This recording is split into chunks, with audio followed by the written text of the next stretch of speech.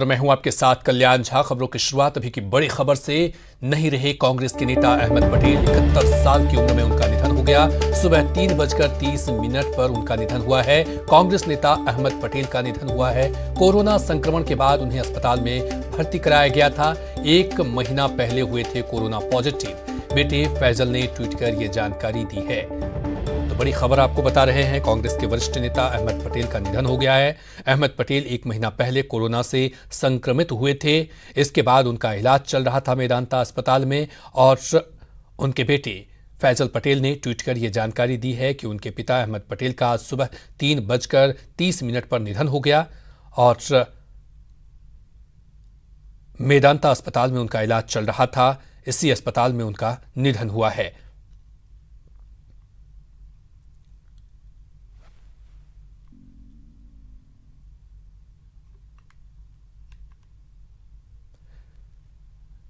तो उनके जाने पर पीएम मोदी ने भी ट्वीट किया है। उन्होंने लिखा है कि अहमद पटेल के निधन से दुखी हूं। उन्होंने सार्वजनिक जीवन में कई साल बिताए, समाज की सेवा की। कांग्रेस पार्टी को मजबूत बनाने में उनकी भूमिका हमेशा याद की जाएगी। उनके बेटे फैजल से बात की और संवेदना व्यक्त की। अहमद भाई की आत्मा को शांति मिले। तो प्रधानमंत्री नरेंद्र मोदी ने ये शोक संवेदना व्यक्त की है अपने ट्वीट के जरिए। बड़ी खबर, कांग्रेस के वरिष्ठ नेता अहमद पटेल का निधन हो गया है। अहमद पटेल कांग्रेस के कद्दावर नेता थे, राजनीति के धुरी थे और साथ ही साथ कांग्रेस के कई महत्वपूर्ण निर्णय में उनकी भूमिका अहम रही थी। वहीं दिग्विजय सिंह ने भी अहमद पटेल के निधन पर ट्वीट किया है। अहमद भाई बहुत ही धार्मिक व्यक्ति थे और कहीं पर भी रहे नमाज पढ़ने से कभी नहीं चूकते थे। आज देव उठानी एकादशी भी है, जिनका सनातन धर्म में बहुत महत्व है। अल्लाह उन्हें जन्नतुल फिरदौस में अला मकाम अता फरमाए। तो लगातार कई नेताओं की तरफ से शोक संवेदना व्यक्त की जा रही है ट्वीट के जरिए। और हमारे साथ और अधिक जानकारी के साथ गोवर्धन जुड़ चुके हैं। गोवर्धन, ये राजनीतिक जगत के लिए बहुत बड़ी क्षति और कांग्रेस के लिए खास तौर पर बहुत बड़ी, क्योंकि राजनीति के धुरी रहे हैं अहमद पटेल। कांग्रेस पार्टी में कई अहम बड़े फैसले में उनका महत्वपूर्ण योगदान रहा है। उनके चले जाने से कितनी बड़ी क्षति पार्टी के लिए? देखिए, अहमद पटेल उन वरिष्ठ नेताओं में थे जिनको पार्टी की हाल के वर्षों में धुरी माना जाता था। हर महत्वपूर्ण फैसले में अहमद पटेल की भूमिका रहती आई है। राजस्थान से भी उनका गहरा कनेक्शन था। कई जो नेता हैं, मसलन अशोक गहलोत हों चाहे और कई मंत्री हों, वो अहमद पटेल के नजदीक थे। अहमद पटेल की जाने के बाद इन नेताओं को भी एक तरह से राजनीतिक तौर से देखा जाए तो इन नेताओं ने भी अपना एक दिल्ली में बहुत अच्छा दोस्त खो दिया राजनीतिक रूप से। इसके साथ ही अहमद पटेल अभी जो सचिन पायलट के में जो बगावत की थी और उसके बाद सुलह हुई थी, उस सुलह कमेटी में जो 3 सदस्यीय कमेटी बनाई थी राहुल गांधी के निर्देशों के बाद, उस कमेटी के मेंबर भी थे के.सी. वेणुगोपाल और अजय माकन के साथ तीसरे मेंबर अहमद पटेल भी थे। तो अहमद पटेल के जाने के बाद अब उस 3 सदस्यीय कमेटी में भी कोई दूसरा मेंबर अपॉइंट करना पड़ेगा, क्योंकि उस कमेटी की रिपोर्ट भी अभी नहीं आई थी। लेकिन अगर राजनीतिक तौर से देखा जाए तो अहमद पटेल का ऐसे वक्त में जाना जब कांग्रेस सेंटर में बहुत क्रूशियल पोजीशन में है और इतने सीनियर नेताओं के जाने से नुकसान जरूर पार्टी को इसमें होगा। इसी वजह से राजस्थान के बहुत से नेताओं ने शोक जताया है। शोक संवेदनाएं जताने का सिलसिला भी जारी है। लेकिन राजनीतिक तौर से कांग्रेस के नेताओं के लिए गोवर्धन हमारे साथ जुड़े रहिए। रंजिता हमारे साथ दिल्ली से जुड़ चुकी हैं। रंजिता, अहमद पटेल का जाना कांग्रेस पार्टी के लिए एक बहुत बड़ी क्षति, राजनीति के लिए बड़ी क्षति, और कहा जा सकता है कि वह एक ऐसे कांग्रेसी नेता थे जो राजनीति मर्ज की दवा थे। निश्चित तौर पर देखिए, जो क्षति हुई है कांग्रेस पार्टी की, वो उसकी पूर्ति करना मुश्किल है। अहमद पटेल तमाम कांग्रेस के नेता हों या देश की राजनीति में अगर अहमद पटेल का नाम लिया जाए तो कांग्रेस के संकट मोचक के तौर पर माने जाते थे। यूपीए की 2 टर्म में सोनिया गांधी की राजनीतिक सलाहकार रहे हैं। जिस तरह से एक सांसद के तौर पर उन्होंने काम किया, राजनीतिक सलाहकार के तौर पर काम किया, और ऐसे वक्त में जब कांग्रेस हम कह सकते हैं सबसे खराब स्थिति में है पार्टी, और ऐसे में भी सभी नेताओं को एकजुट रखने की जो जिम्मेदारी कहीं ना कहीं सोनिया गांधी जो है वो विश्वास सबसे ज्यादा अगर किसी पर करती थी तो अहमद पटेल पर करती थी। जब भी गांधी परिवार को कार्यकर्ताओं के बीच और नेताओं के बीच, बड़े नेताओं के बीच भी कोई सख्त संदेश देना होता था तो वो अहमद पटेल के जरिए दिलवाती थी। तो ये हम कह सकते हैं कि कांग्रेस, गांधी परिवार और कांग्रेस के कार्यकर्ताओं के बीच की कड़ी का काम जो करते थे, नेताओं के बीच जो कड़ी का काम करते थे, वो अहमद पटेल थे। और इस तरह से उनका जाना, काफी समय से बीमार चल रहे थे, कोरोना पॉजिटिव थे, पिछले 1 महीने से उनका ट्रीटमेंट चल रहा था। एक बार वो डिस्चार्ज होकर घर भी आ गए थे और उसके बाद अब मेदांता में पिछले 1 हफ्ते से वो एडमिट थे, जिसके बाद आज तड़के ये खबर आई कि उनका निधन हो गया है। उनके बेटे फैजल ने ट्वीट करके ये आधिकारिक तौर पर ये बात रखी कि उनका निधन हो गया है। और उसके बाद आप देख सकते हैं तमाम जो कांग्रेस के शीर्ष नेता हैं, राहुल गांधी का ट्वीट अभी कुछ देर पहले आया है, इसके अलावा तमाम नेता जो है वो शोक जता रहे हैं। कांग्रेस अहमद पटेल के दौर के जो नेता हैं, न सिर्फ वो बल्कि अभी जो युवा नेता भी जो उभर कर आए हैं, वो भी कहीं ना कहीं अहमद पटेल को अनुसरण करते थे, उनके मार्गदर्शन पर चलते थे। और हम कह सकते हैं कि एक बड़ा कुनबा जो था कांग्रेस पार्टी का, वो अहमद पटेल के साथ जुड़ा हुआ था। और ऐसे समय में जब कांग्रेस धराशायी हो रहा है राजनीतिक तौर पर, न सिर्फ केंद्र में बल्कि राज्यों में भी जिस तरह से पार्टी की स्थिति बनी हुई है, ऐसे वक्त में अहमद पटेल का जाना कांग्रेस पार्टी के लिए एक भारी क्षति है।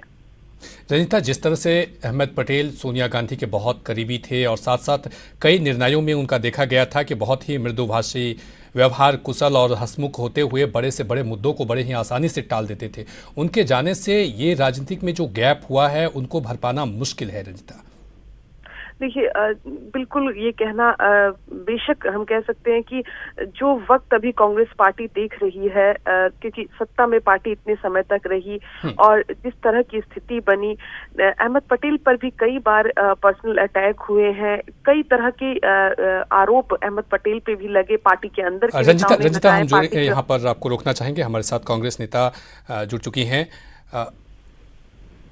हम ये अर्चना शर्मा जुड़ चुकी हैं। अर्चना जी, बेहद ही दुखद खबर और कांग्रेस पार्टी के साथ साथ राजनीतिक जगत के लिए ये बहुत बड़ी क्षति, क्या कुछ कहेंगे, क्या इसे याद करेंगे अहमद पटेल जी को? देखिए, मैं तो कहूंगी कि हम सब कांग्रेसी जो है उनकी तो मेंटर है और सबसे बड़ी बात है कि ये अपूर्णीय क्षति सिर्फ कांग्रेस पार्टी के लिए नहीं, ये शून्य पूरी भारत की राजनीति में होगा, निश्चित तौर पर। क्योंकि ऐसे नेता जो सबके साथ सौहार्दपूर्ण संबंध रखते थे और जिन्होंने अपनी पार्टी संगठन को खड़ा करने, उसमें तारतम्य बनाए रखने, उसमें सामंजस्य उत्पन्न करने की जो क्षमता थी उनमें, ऐसे बिरले ही नेता होते हैं। मैं समझती हूँ ये हम सब स्तब्ध हैं आज, क्योंकि एक ऐसा युग पुरुष हमने खोया है जिन्होंने कांग्रेस पार्टी के लिए बहुत काम किया, उसे उसकी जो हाइट्स होते हैं उसे पहुंचाने में उनका बहुत बड़ा योगदान था और यूँ कह सकते हैं ट्रबल शूटर भी रहे वो पार्टी के लिए। तो जब ऐसी शख्सियत हमारे बीच से चली जाती है तो एक बहुत बड़ा वैक्यूम क्रिएट होता है और उसको भर पाना बहुत मुश्किल होता है, क्योंकि जो क्वालिटीज, जो पर्सनालिटी उनकी थी, जो इंक्लिनेशन उनके थे पार्टी के प्रति, वो बहुत कम लोगों में देखने को मिलते हैं। तो आज कांग्रेस पार्टी के लिए तो ये बहुत बड़ा, कह सकते हैं, अपूर्णीय क्षति तो है ही है, लेकिन ये बहुत बड़ा हमारे लिए एक वैक्यूम क्रिएट हो गया है जिसमें बहुत आसानी से लोगों को उसको कोई उसे आकर के फिल नहीं कर सकता। मैं उनके शोक संतप्त परिजनों को, सभी कांग्रेस जनों को अपनी संवेदनाएं व्यक्त करती हूँ और हम सब इस दुख को सहन कर सके, ऐसी शक्ति हमें ईश्वर प्रदान करे। अर्चना जी, कोई आप उनके याद को हमारे साथ साझा करना चाहती हैं जो उनसे मिले हैं आप, या फिर उनके महत्वपूर्ण निर्णयों में आपका साथ रहा है, तो आप कोई ऐसी याद आप साझा करना चाहेंगे हमारे जनता के साथ? देखिए, मैं सिर्फ इतना कह सकती हूँ, जब उनसे मुलाकात हुई तो उन्होंने कभी किसी से भेदभाव नहीं किया, एक सौम्य व्यक्तित्व के व्यक्ति थे वो। और जब कोई कांग्रेस जन उनसे मिलने जाता था तो एक, अगर मेरी बात करें तो मेरे लिए तो पिता तुल्य थे। तो जब उनसे मिलने गए तो उन्होंने हमेशा उचित मार्गदर्शन दिया, उनकी वाणी में सौम्यता थी और मैं समझती हूँ ऐसे नेता होने बेहद जरूरी है, ताकि कार्यकर्ता जब उनके पास जाए, भले उसका कुछ काम हो या ना हो, लेकिन उसे एक उचित मार्गदर्शन मिलता है, एक संबल मिलता है और उसे कभी भी कह सकते हैं ना कि अवसाद की स्थिति में आने से वो बचाते थे। तो ऐसे व्यक्ति, एक पिता तुल्य शख्सियत का हमारे बीच से जाना मेरे लिए तो व्यक्तिगत क्षति थी। बहुत बहुत शुक्रिया हमारे साथ जुड़ने के लिए अर्चना शर्मा जी। रंजिता हमारे साथ जुड़ी हुई हैं। रंजिता, अब आगे का कार्यक्रम क्या है, चूंकि अभी उनका पार्थिव शरीर क्या वहीं मेदांता अस्पताल में है या फिर वहां से आ गया है कहीं उनके आवास पर? देखिए, अब आगे की जो बातें हैं वो अब तय की जाएंगी, क्योंकि फैजल जो उनके बेटे हैं, उन्होंने 3-3:30 बजे का वक्त था जिस समय ये ट्वीट किया कि अब अहमद पटेल नहीं रहे, ये जानकारी दी गई। और अब जब सुबह सारी चीजें अब निकल कर आ रही है, सारे नेता जो है वो ट्वीट कर रहे हैं, जानकारी सब तक पहुंच चुकी है। बताया ये जा रहा है कि मेदांता से उनका जो पार्थिव शरीर है वो उनके जो आवास है वहां जाएगा, मदर टेरेसा क्रिसेंट रोड में जहां वो आधिकारिक तौर पर रहते थे, वहां उनका पार्थिव शरीर लेकर जाया जाएगा। लेकिन आगे की क्या कार्रवाई रहेगी, क्योंकि कोरोना का दौर चल रहा है, कोरोना पॉजिटिव रहे हैं वो, तो ऐसे में रंजिता, हम यहाँ पर रुकना चाहेंगे। हमारे मरीज साथ परिवहन मंत्री प्रताप सिंह खाचरियावास से जुड़ चुके हैं।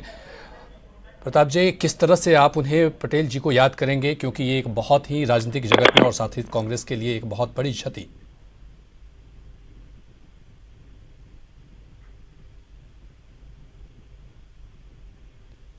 प्रताप सिंह जी, क्या आप मुझे सुन पा रहे हैं? मैं सुन रहा हूँ आपको जी, किस तरह से आप अहमद पटेल जी को याद करेंगे, क्योंकि एक बहुत बड़ी क्षति राजनीतिक पृष्ठभूमि के लिए, क्योंकि वो धुरी माने जाते थे राजनीति के। बिल्कुल निश्चित रूप से मुझे तो आपसे ही पता चला कि अहमद पटेल जी हमारे बीच में नहीं रहे। इस बात का मुझे और पूरे देश को दुख है।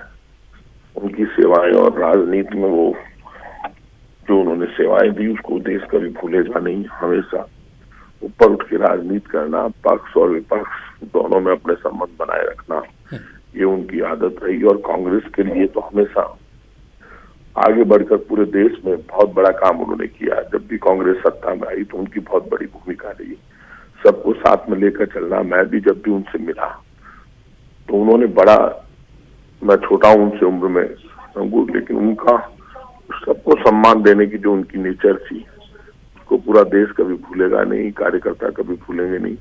और ये कांग्रेस के लिए बहुत बड़ा नुकसान है और देश के लिए भी बहुत बड़ा नुकसान है।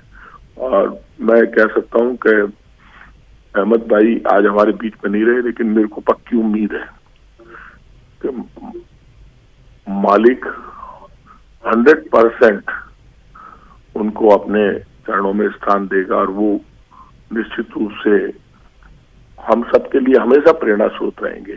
और मुझे उम्मीद थी, क्योंकि इस कोरोना संकट में जिस तरह से वो एडमिट रहे और लग रहा था कि वो ठीक हो जाएंगे, लगातार सब लोगों का की नजर थी कि उनकी क्या स्थिति है, लेकिन वो हमारे बीच में नहीं रहे। ये सब भगवान के हाथ में। लेकिन हम सबको ये तय करना पड़ेगा कि जो स्थिति में मेरे खुद के भी कोरोना हो गया था, मैं भी बड़ी मुश्किल से निकल कर आया, और लेकिन मैं 6 दिन में, मेरी उम्र का मैं ये कारण रहा या मैं, और मेरे कोई साइड इफेक्ट नहीं है, लेकिन फिर भी इस कोरोना में जो डेथ जिस तरह से हो रही है, कई नेताओं की डेथ हो गई, यूपी में 2 मंत्रियों की डेथ हो गई, यहाँ पे भी कई, हमारे यहाँ पे भी एक एमएलए की डेथ हो गई। और जो स्थितियां परिस्थितियां बनी है उसमें हमें सावधान रहने की जरूरत है। सब लोगों को ये समझना पड़ेगा, अभी तक भी इतना प्रोटोकॉल जारी होता है, सब कुछ सामने आता है, गाइडलाइंस जारी होती है, लेकिन उस हिसाब से लोग मानते नहीं है।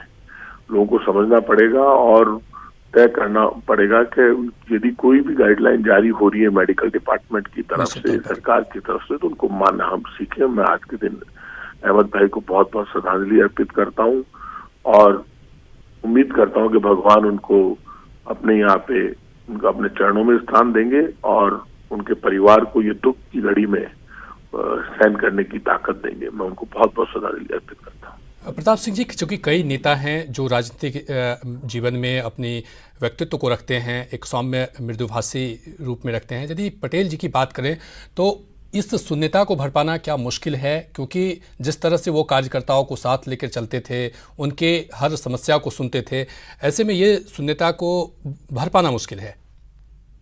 देखिए, कार्यकर्ताओं को साथ में लेकर चलते थे, व्यवहार उनका जबरदस्त था। और सबसे बड़ी बात आपने नोट की होगी कि कभी भी उनके यहाँ से कोई गलत बयान उनके मुंह से निकला नहीं।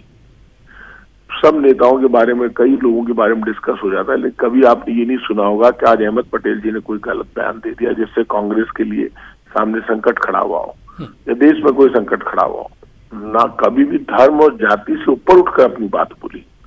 कोई भी कार्यकर्ता किसी भी जाति धर्म का गया हो, उन्होंने उसको ये इस चीज से वो बहुत ऊपर थे कि वो कभी ये महसूस होने दे कि वो सिर्फ मुसलमान नजर आते हो या हिंदू नजर आते हो या विचारधारा से वो हमेशा नजर आए कि एक इंडियन बोल रहा है जो सबको साथ में लेकर चलने की ताकत रखता है। और कांग्रेस के लिए तो बड़ी पावर थे कि उनको आपने नोट किया होगा कि वो कभी भी कांग्रेस को इस तरह से डॉक पे खड़ा नहीं होने दिया कि कभी उनके मुंह से कुछ निकल गया और फिर बाद में लोगों ने कहा कि अहमद भाई ने इस तरह का बयान दे दिया। तो ये बहुत बड़ा गुण था उनमें।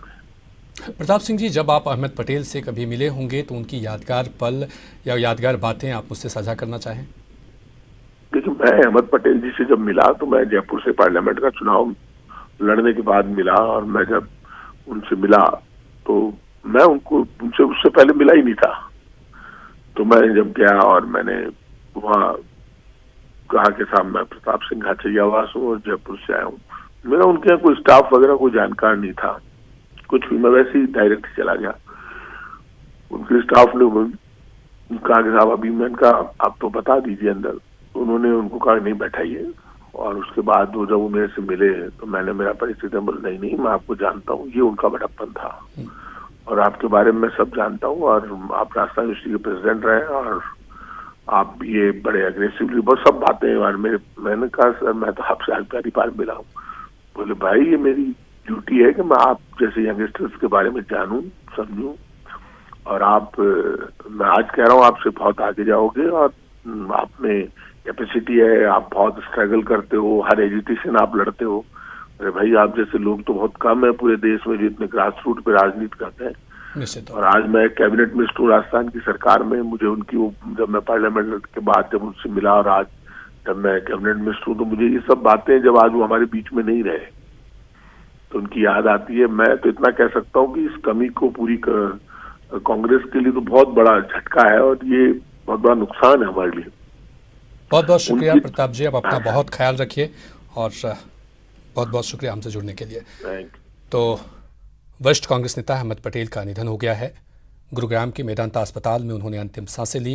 1 महीने पहले कोरोना पॉजिटिव हुए थे और उनके निधन से राजनीतिक जगत में एक शून्यता, कांग्रेस पार्टी के लिए बहुत बड़ी क्षति और राजनीतिक जगत के लिए उनकी सौम्यता, उनकी मृदुभाषी, उनकी राजनीतिक क्षमता और निर्णय लेने की जो क्षमता है उन्हें याद किया जाएगा जरूर।